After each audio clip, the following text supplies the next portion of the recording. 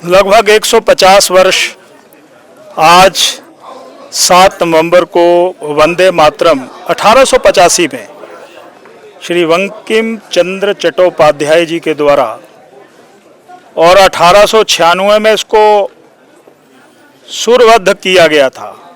देश मल्हार में इसको गाया गया था।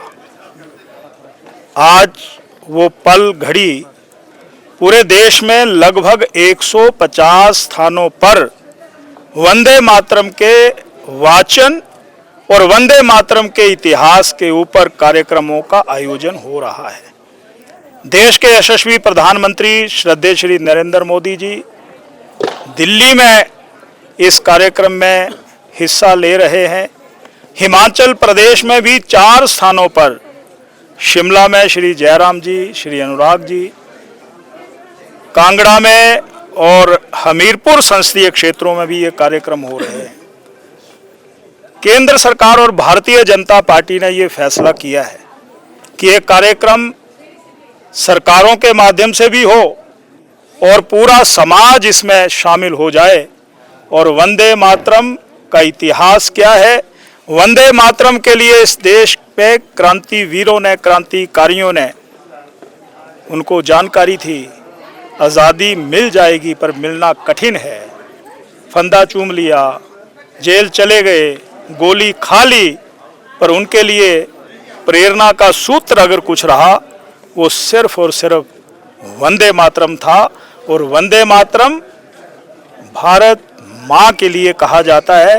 हे माँ, हम तुम्हारा वंदन करते हैं।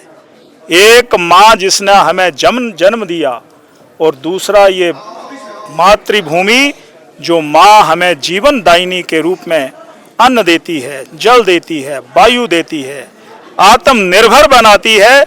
वो वाचन के माध्यम से लोगों के जहन में, जैसे आज़ादी के आंदोलन में वंदे मातरम ने एक अलग से काम किया था, उत्तेजना पैदा की थी, साहस दिया था, हिम्मत दी थी, उसी इतिहास को आज देशवासियों के समक्ष रख करके हिंदुस्तान दुनिया के उस पायदान पर पहुंच जाए जो लोग कहते हैं कभी था सोने की चिड़िया, आज भी है।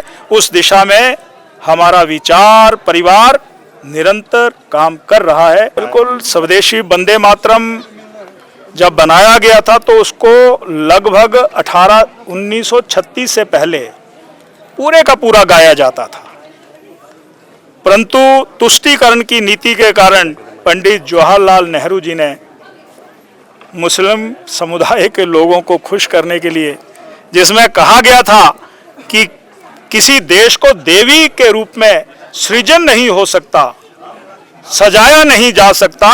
और मुझे याद है कि कांग्रेस का एक अधिवेशन हुआ था।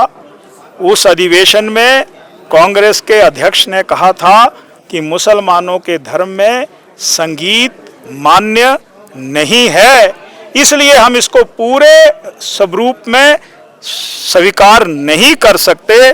तो उसमें पंडित जवाहरलाल नेहरू जी की भी बहुत बड़ी भूमिका है और कांग्रेस की भूमिका तो आज भी पूरे देश में ये परहेज करते हैं कि इसको ना गाया जाए, परंतु कांग्रेस के परहेज करने से नहीं होगा। देश वंदे मातरम की भावना से जुड़ा हुआ है और वंदे मातरम हमारे लिए एक प्रेरणा का पुंज है, संजीवनी है। इसको लेकर के हम आगे बढ़ रहे हैं।